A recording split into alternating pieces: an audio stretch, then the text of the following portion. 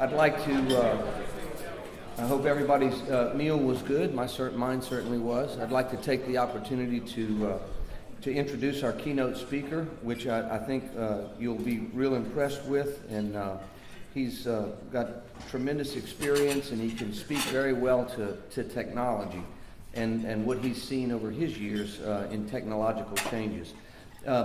Dave Burt is Vice President of Drilling for Chesapeake Energy Corporation in Oklahoma City. Prior to joining Chesapeake in 2008, Dave served in various drilling and operational leadership positions at BP, including Wells Team Leader for the Arkoma and Well Operations Superintendent for Thunder Horse in the Deepwater Gulf of Mexico. Dave has over 30 years of experience in the oil and gas industry, and he's worked both domestic and international locations. He started his career with Mobil Oil Corporation in Oklahoma. He then moved to California and then did work in the Gulf of Mexico with Amoco BP. Dave earned his engineering degrees from the University of Oklahoma and a master's degree from University of Southern California. And he's a licensed professional engineer. He has been awarded 3 patents for oil field technology and has authored or co-authored numerous technical papers. So let's please give a warm welcome to Dave Burt.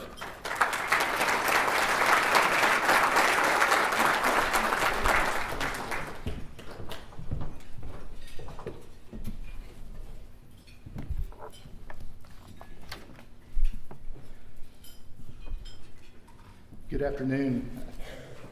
It's a pleasure to be here with you today. I've spent about half my career living and working along the Gulf Coast here between New Orleans and Houston, and I've participated in the LAGCO exhibition many times and found that it was an excellent networking and career development opportunity, and really honored to be here today and to share with you.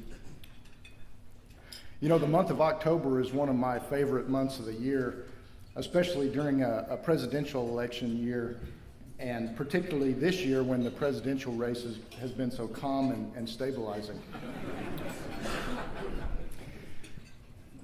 I've experienced 5 oil busts in my 30-year career, and I figured it up. It was about 17 out of the last 30 years. I know it's a hard time right now for everybody. A friend of mine who works in the oil field service sector recently told me that he had a really bad day, and I said, well, you know, gee, it couldn't have been all bad. And he said, well, Dave, you're right. You know, it was kind of a good news and bad news type deal. And so I asked him about the bad news, and he said, well, I've been working on this $10 million contract for several weeks. And he said, and I found out that I lost the contract. And I said, wow, that's really bad. I said, well, what was the good news? And he said, well, I saved my company $3 million.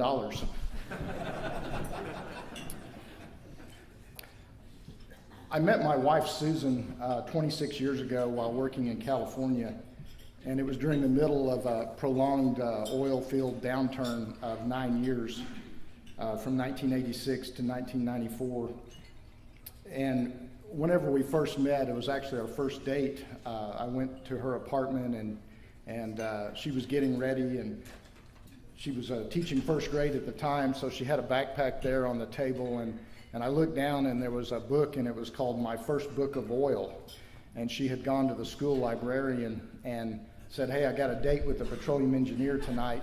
And so I thought, well, gee, this one's going to be a keeper. And so during that time in California, the Kern River crude oil prices, heavy oil, were really low, and so every time the price of oil would drop, I would have to do marginal well economics and figure out which wells to shut in. And so they would say what the price of oil was on the local radio stations, and so Susan would listen to that. And so I came home one night, and she said, can you believe that the price of Kern River crude oil got down to $2.75 a barrel?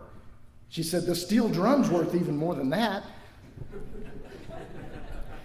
So Anyway, my dad taught me about business cycles and all that, and he said, you know, lower commodity prices always lead to higher prices, and higher prices lead back to lower prices. And so, in other words, every boom leads to the next bust, and every bust leads to the next boom. So let's get ready.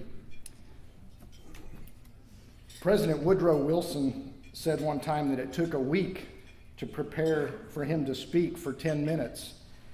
But if he was allowed to speak for an hour, then he could be ready immediately. I don't think that Miss Angela will give me an hour here today, but I did have a few things to share, and so let's get started. I grew up in Norman, Oklahoma, and my dad was an engineering professor at the university there. He enjoyed a 55-year career, retired when he was 74 years old, and he passed away last year. I remember as a 6-year-old child asking my dad, what does an engineer do? And he told me, an engineer solves problems. And I said, that's what I want to do when I grow up. Here's some pictures there. If you notice the lower right, we're playing football there, and we're wearing cowboy boots. So that was kind of an Oklahoma thing back then. But my dad taught me the meaning of hard work, character, integrity, sacrifice, and sticking to it.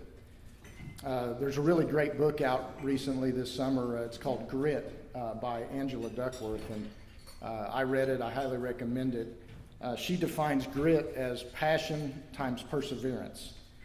And I think that everybody in our industry definitely has grit. So my 7th grade football coach, he planted the seed for me to become a drilling engineer. Coach Haggerty told me one day on the football field, he said, hey, you know, they're drilling these deep wells out here in western Oklahoma, and he said, the stress on the drill pipe to drill a well that's 5 miles deep is equivalent to a sewing needle that is the length of this football field. And I looked at him and I said, well, a sewing needle that's 100 yards long, that's so flimsy it would just break in a million pieces. And he said, yeah, but it doesn't. And they're actually using it to drill hard rock. And so then he went on to convince me to skip 8th grade math that summer and take his algebra class the next day, and he kind of connected the dots towards studying engineering. So ultimately I went on to find my career passion and become a petroleum engineer.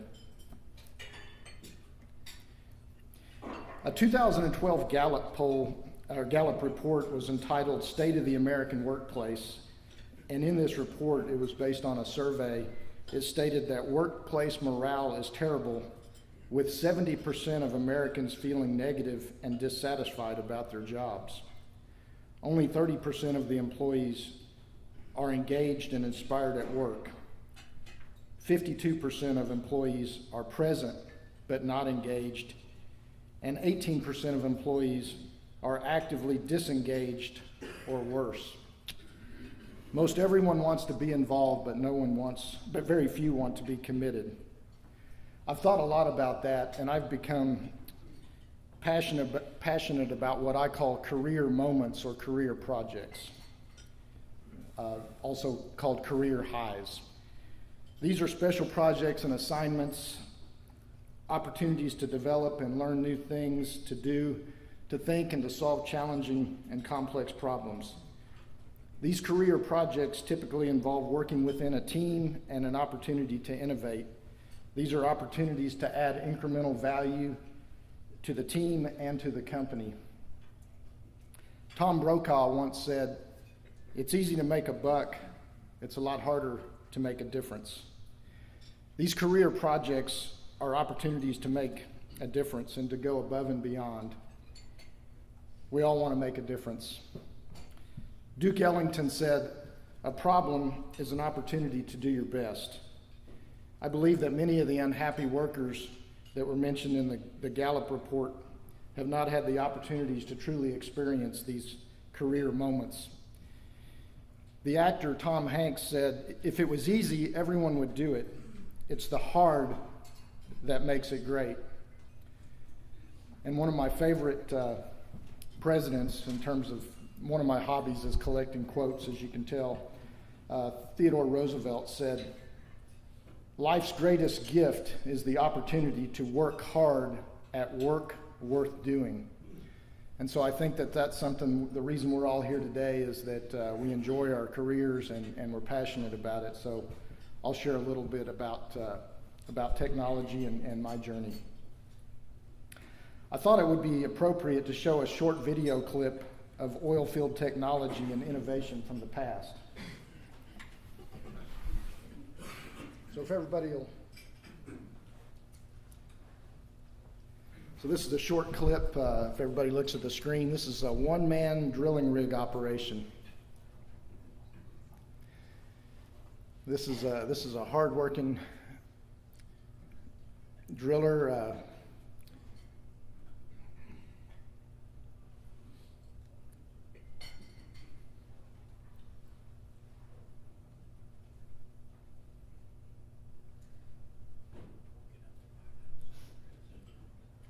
Setting the slips by himself.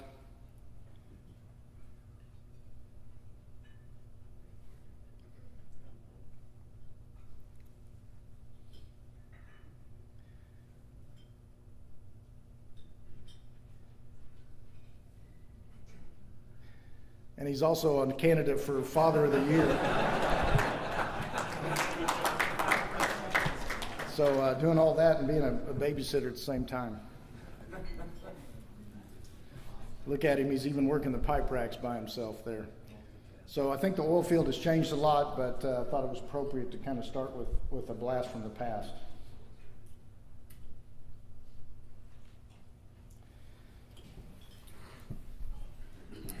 Here are some photos of my early career projects in drilling, completions, and production. Pictures of small frac jobs in the early 1980s and some of the work that I did in California. My goal at that time was to become a go-anywhere, do-anything engineer. And I wanted to learn everything I could, and definitely LAGCO was part of that learning and development, and I'm very thankful for it. These are some of the career moment type projects that I've been blessed to be a part of: the Gulf of Mexico, and Vietnam and the South China Sea, the North Sea, and then the Thunder Horse PDQ, production drilling and quarters floater, which at the time was one of the largest offshore floating structures in the world. That's the derrick barge Balder working next to Thunder Horse in 2006. And for the past 9 years, I've been an integral part of onshore United States horizontal shale drilling projects in the Marcellus, Utica, Powder River, Niobrara, Permian, Bone Spring, Eagle Ford, and the Haynesville Shale here in Louisiana. Early in my career, I had the opportunity to develop several innovative solutions which resulted in U.S. patents, as Lawrence mentioned during the introduction. These were between 1992 and 1996, so I was 7 to 10 years out of university at that time. The first was for a control system device for controlling the flow of fluid into a process vessel there on the left, and then on the right is a method and apparatus for controlling steam breakthrough in a well. And then perhaps the one that I was proudest of, I got a phone call one time in the early 90s from mobile headquarters in Dallas, and Jerry Seago asked me, he said, "Hey, how come nobody's drilling horizontal wells in California?" He said, everybody seems to want to drill in the Austin Chalk, but what about California? And I said, well, let me do some checking. And so I found out that there'd been 4 or 5 wells drilled, but they came on really good, but then they kind of they collapsed after a few weeks. And so I thought about it some more, and I came up with this idea, which at the time I called an inverted horizontal well. That was the name I gave it 23 years ago. Today they call it a toe-up horizontal well. So I recently performed a thought experiment of what type of technological innovations that I've seen over the last 30 years in my career. And I won't go through all of these, but I started thinking, and the list kind of got longer, and I realized that it was pretty all-encompassing. The first one I put up there was PCs and cell phones. I'd been an engineer a few years out of school before I had my first personal computer on my desk. When I first started out, we had an IBM XT in the field office, and the accountant used it during the day, and the engineers had to use it before 7 a.m. in the morning or after 4 o'clock in the afternoon. So computers, the simulation that's the computers have allowed the speed of computing, the data, all that. And then it's same thing with cell phones. I mean, what would we do without them? But we used to do a lot without them.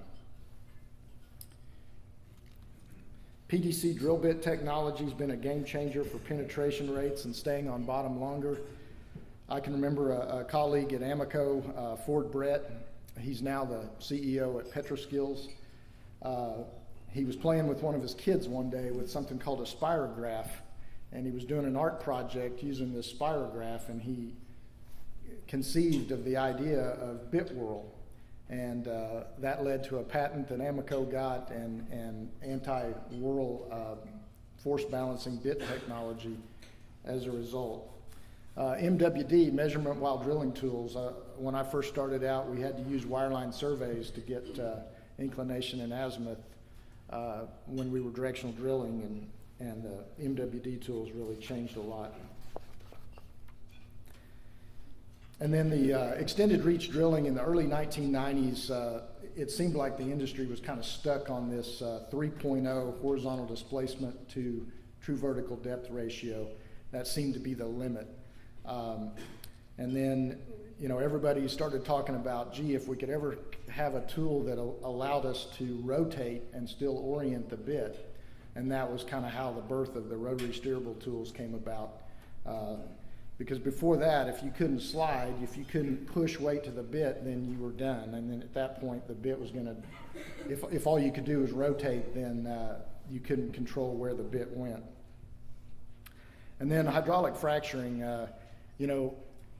hydraulic fracturing was commercialized in 1949, but I think everybody agrees that horizontal drilling in combination with hydraulic fracturing is really what's enabled the unconventional shale developments, the renaissance that's occurred over the last 10 to 15 years in the United States onshore. When I was at Mobil in the 1990s, one time we were doing some fracs at South Belridge there in California, and we had tilt meters set up on the surface. And so while we pumped the frac, we were measuring small changes. These wells in California were very shallow, 1,200 feet deep. And so we were trying to measure and see what direction the frac was going, the azimuth. And it was a low-cost environment like we're experiencing today. And so we had a big mound of frac sand. We had drill pipe going out like a wagon wheel, and we were just going to frac these wells one after another and shut down and then start pumping in the next one. And so this frac project was going on at the same time we had the tilt meters set up. We pumped the first job and then shut down and pumped the second one. Well, all of a sudden the guys on the tilt meters got all excited, and they said, well, the second frac job went in a different direction. It's a little bit off. The azimuth is a little bit different. And so the Mobil engineers got on the phone, and we had a research guy in Dallas named Malcolm Strubkar, and he thought about it, and he went home that night, and he got a glass casserole dish and bought some Jell-O. He made some clear Jell-O in this casserole dish, and he got some syringes with some red food coloring, and then he got his wife and kids together, and he put these syringes in there, and they were wells, and then he said, okay, and he pointed to his wife and he said, frack. So she pressed her syringe, and while she was injecting the food coloring, he started doing his right next to it, and his changed direction. And then he looked at one of his kids, he says, okay, it's your turn, and then they did it. And these fracks were going all the way in every different direction through that Jell-O. And so that was kind of how stress diversion technology came along, and how pumping fluid into the earth can alter the stress state, and it's come a long way since then over the last 25 years.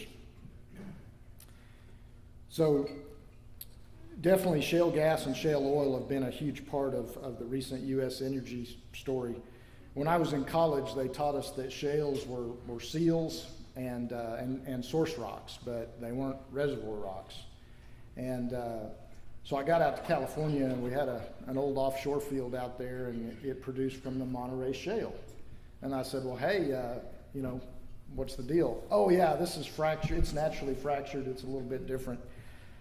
But definitely things have changed from top to bottom, including what constitutes a reservoir rock now. On the deepwater projects, I can remember hearing the story when I was in New Orleans, how a shell engineer invented what's called the suction pile. And this was a seabed anchoring technology, and the way the story went, many of you may have heard this, this guy was in his backyard playing with his small children one day, and he had a garden hose, and I guess his yard was kind of sandy, and so he had this garden hose, and the water was going, and one of his kids was over there playing with it, and this engineer's looking at it, and he's thinking, and all of a sudden he goes over there and gets the garden hose and invents the suction pile with a garden hose, playing with his children in his backyard.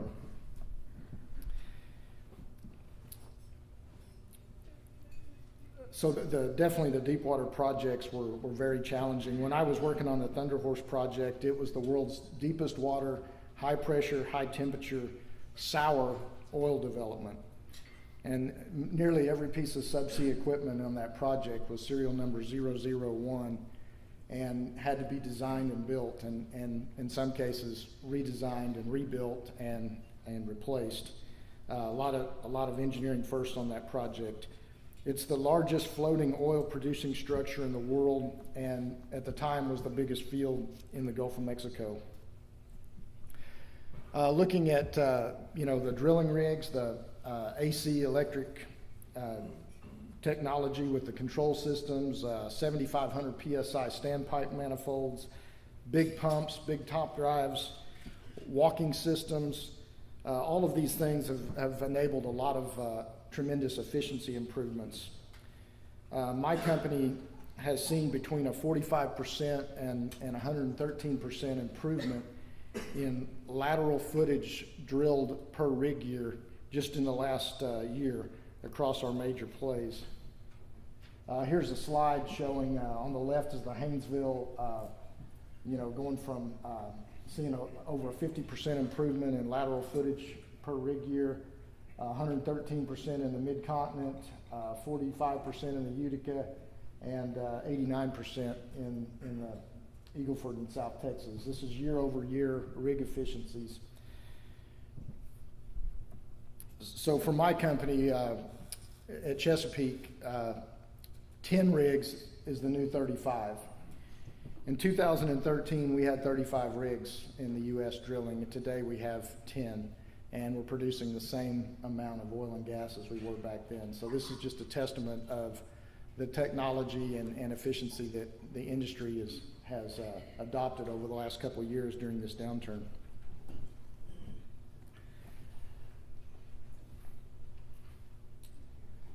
So thinking about technology, I think we can all agree that a lot of the technology innovations occur at what I call the interface between technical disciplines. Some of my best career projects came about when I was working with, a drilling engineer working with a completions engineer, or a drilling engineer working with a geologist, or an operator working with a service company. All these opportunities to collaborate have led to great ideas and better ideas. There's also a lot of innovation that occurs when the energy industry looks outside and pulls in technology from other industries. And a good example is the sensor and control system technologies that have come from the aerospace defense industry and are now being adopted in the oil field. Just as a point of reference, my company has over 70 trillion sensory data points across our operations in the U.S. 70 trillion. Incredible. Another thing is something called big data. I think we've all heard that. Some people call that Shale 2.0. And this is just, we've drilled all these wells over the last 10 years. We have all this data. How can we utilize that data to find the next better way of doing things and improve our development in the future? Dissolvable frac plugs is a big thing that's come about over the last year or two in the completion side. And it's an emerging area of technology. One of the leaders in this area is Lynn Frazier of Magnum Oil Tools out of Victoria, Texas.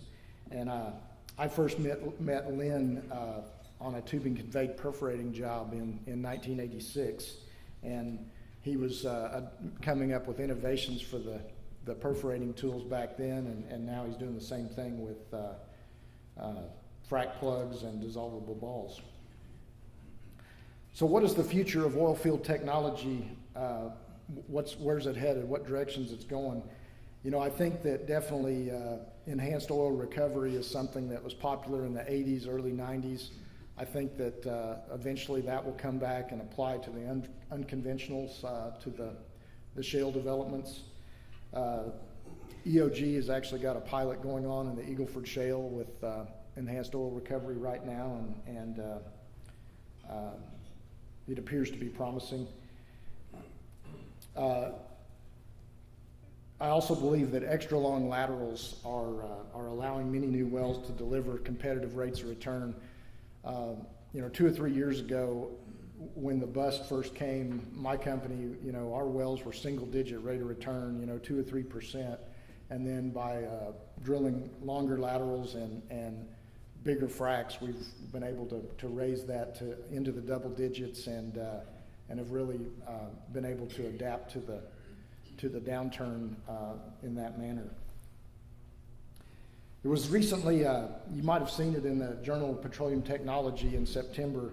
There was a paper presented at a conference last month, and it was a case study by Devon Energy in the Cana Woodford there in western Oklahoma, and they looked at about 400 wells they had drilled, and they concluded that a toe-up horizontal well in a liquid-type reservoir produces 15% better than a horizontal well. And they also concluded that a toe-down well produces 15% worse. And so there's actually a 30% difference between a toe-down well and a toe-up well. So who would have thought that an idea that I had 23 years ago and patented would now be the hottest topic in the Journal of Petroleum Technology over the last month.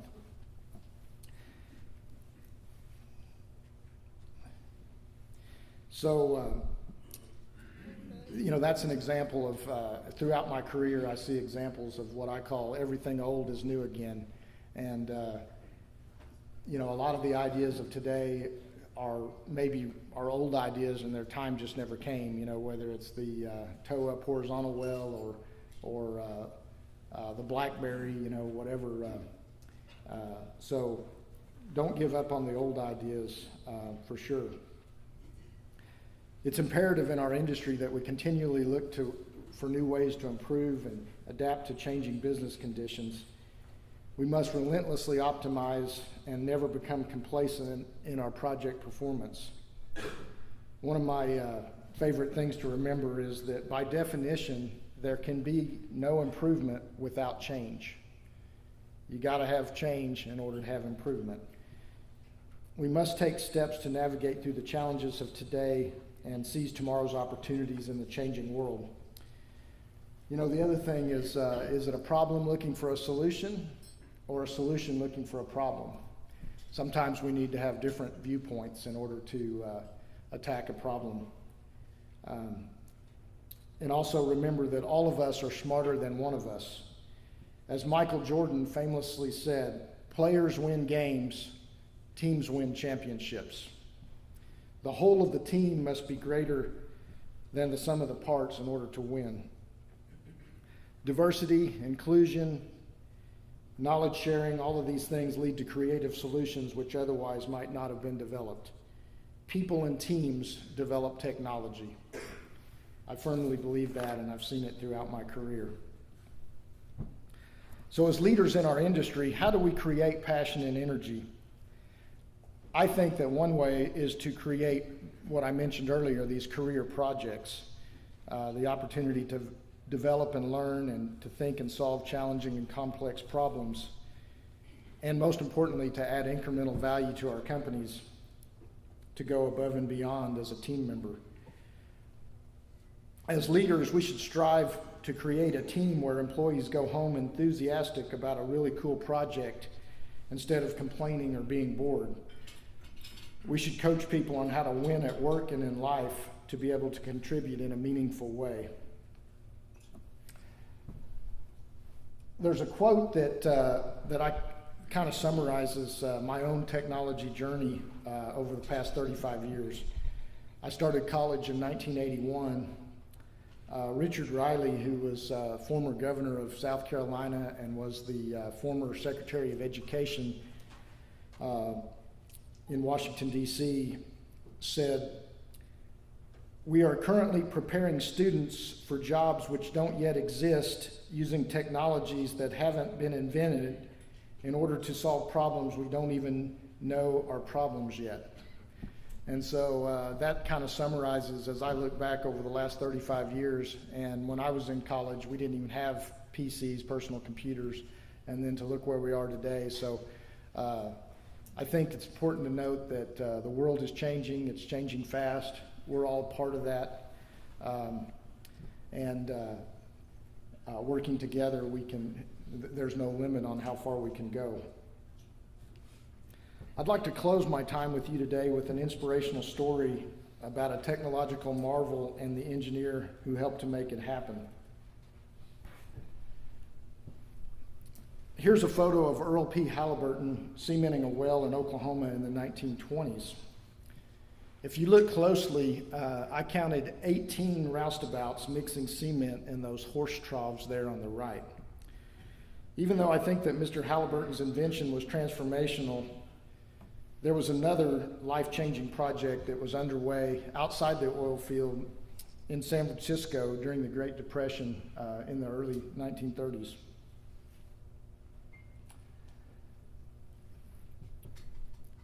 The Golden Gate Bridge was opened in 1937, and it's considered the most spectacular bridge in the world. The bridge was the most eminent structural feat in history up to that time because of the innovation, engineering, and technology. The engineers defied the known laws of physics.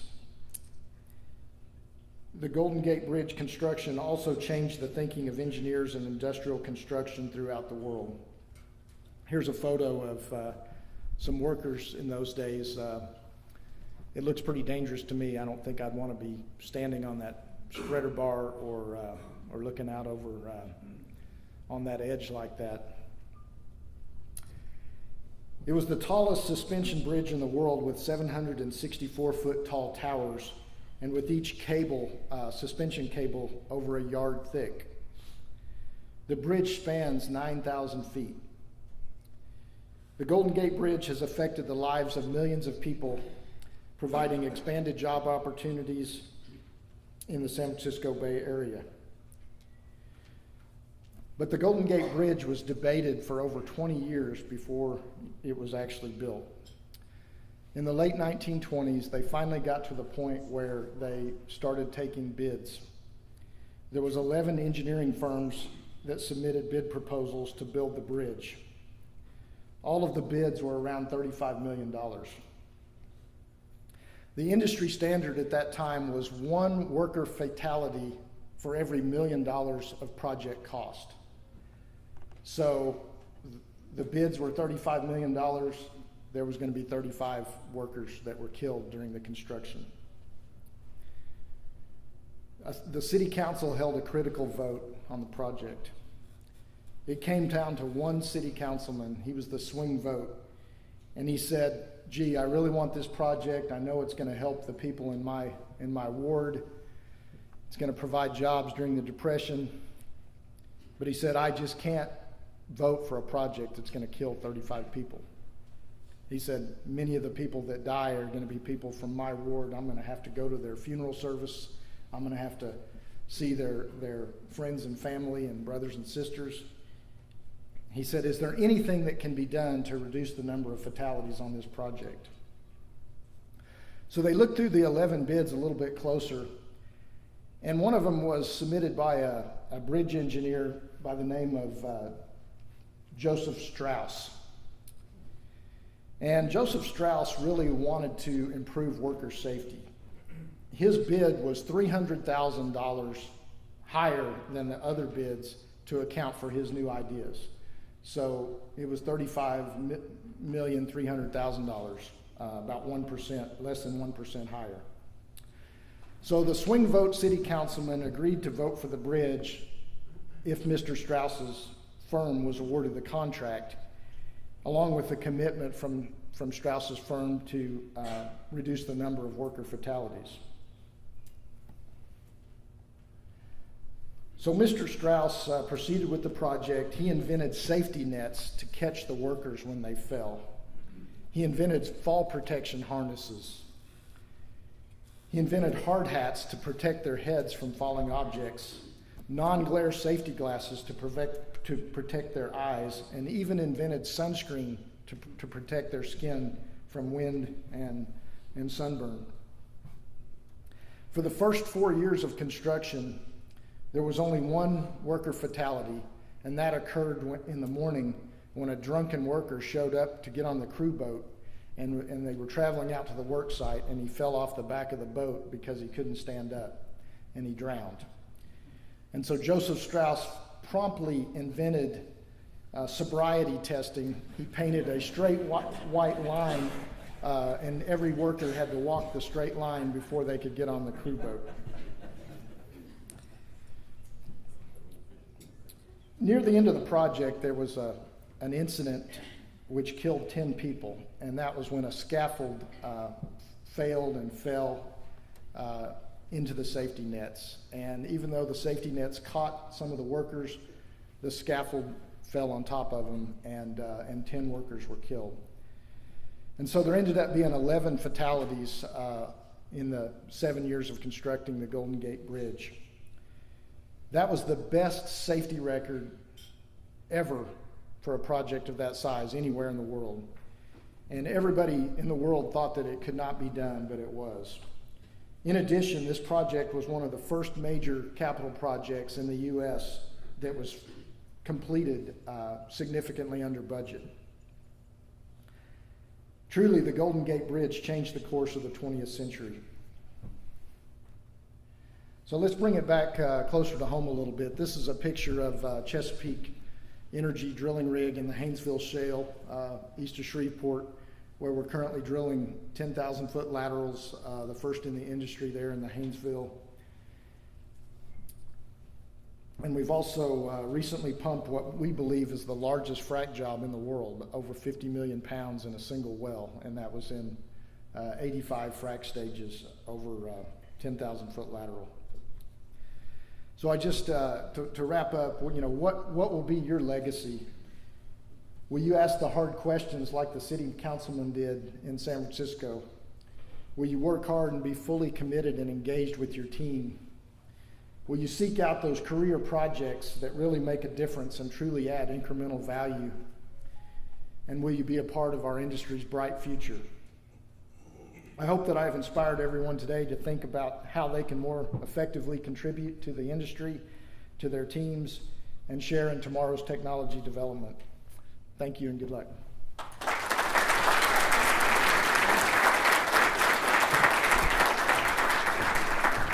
do have time for a question or two if anybody has a question that they'd like to ask. Okay. Quick question. Regarding the monster frac that you all pump, do you see that as a trend where you maybe just pumped 3 times more than maybe some of the typical wells up there? Do you see that as a trend? Yes, I do. I will say that it started this summer with a 30 million pound frac job, and then we saw some tremendous results from it. So we said, okay, let's try 40, and so we did that a few weeks ago, and then last week we did the 50 million pound. We like to have fun at Chesapeake, and so one of the completions engineers called it Propageddon. And the same, I think the same engineer, when we completed 142 what we call duck wells, drilled uncompleted wells. We had 142 ducks in the Eagle Ford this spring and summer that we fracked and completed and brought online, and so we called that Frackapalooza.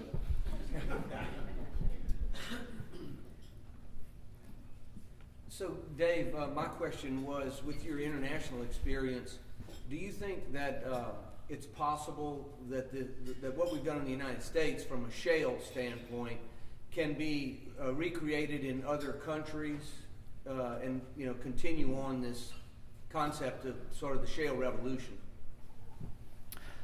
Great question, Lawrence. And so the question was, can the shale revolution expand beyond the United States? I personally think that it can, and really, the more Chesapeake, as far as I know, we're the only energy company that has our own in-house reservoir technology center, which is a core analysis laboratory, and it specializes in analyzing the unconventional shale type rocks. And to me, is it a sandy shale, a shaly sand? Is it a tight rock? Is it a limey sand, a limey shale?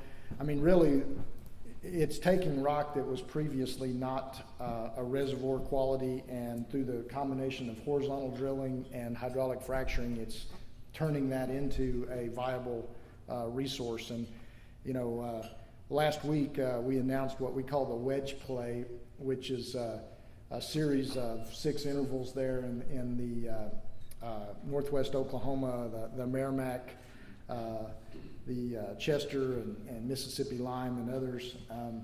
And so I really think that it is something that's going to be expanded, and just as 30 years ago the industry didn't think that shale was a reservoir rock, I think 30 years from now there'll be reservoirs that we never even dreamed of that will be producing, and they'll be producing around the world. Thank you. Lawrence, I just have one question. First of all, thank you for what a wonderful presentation. We are at a Education and Innovation Summit. You're obviously an innovator. We've seen what you've already done, and we're really proud of that for our industry. My question is around what if. Currently, there are things out there that we don't know that we don't know.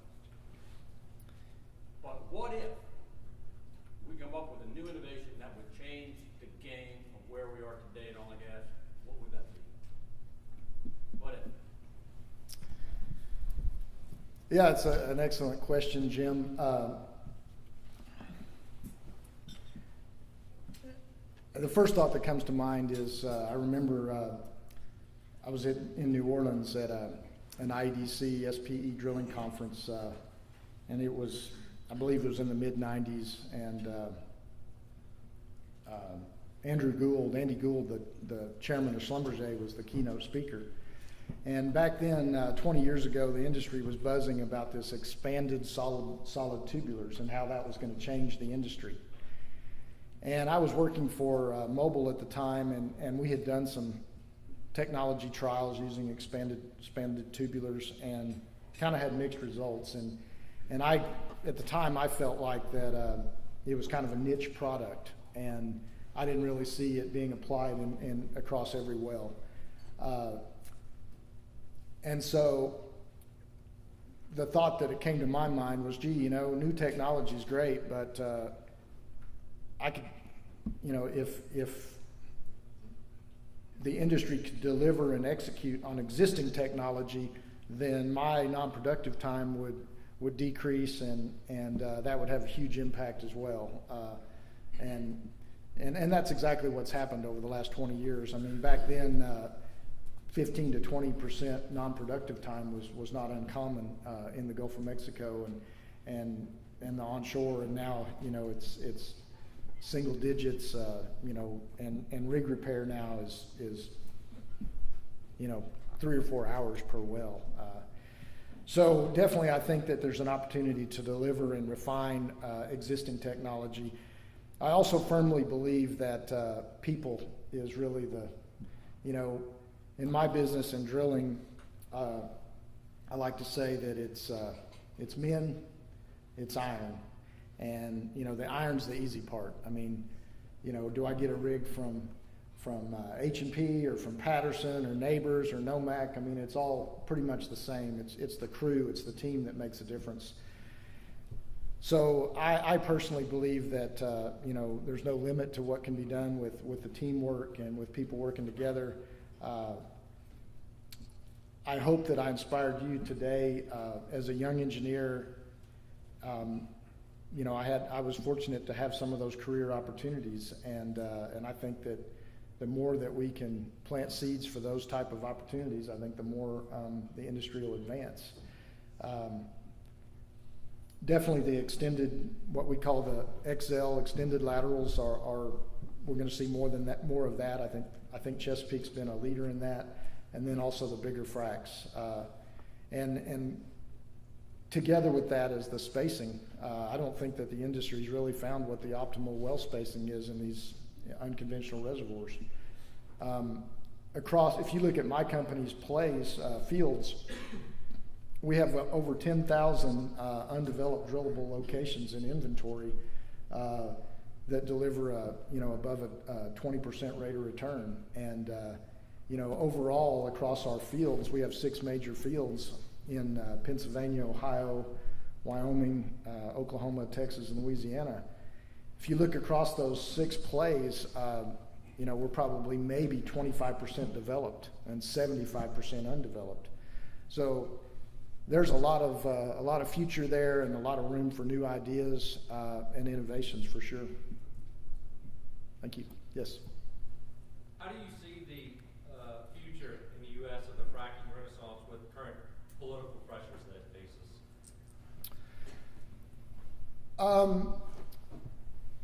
You know, I think that the shale revolution has allowed natural gas to really come on as a fuel. It's undisputable what natural gas has done to clean up our air and reduce the amount of carbon pollutants going into our air, and that's because of the shale revolution. So I think that most of the politicians recognize that, and I don't, you know, I don't mean to bash coal or anything, but I think natural gas is definitely part of the future for our country's energy, and hydraulic fracturing is part of that. You know, I think the industry's done a lot with recycling produced water to be able to use recycled water to frack with and things like that. And I think everybody in the room can agree that it's created a lot of jobs and it's been strong for our nation and our economy. Thanks very much, Dave.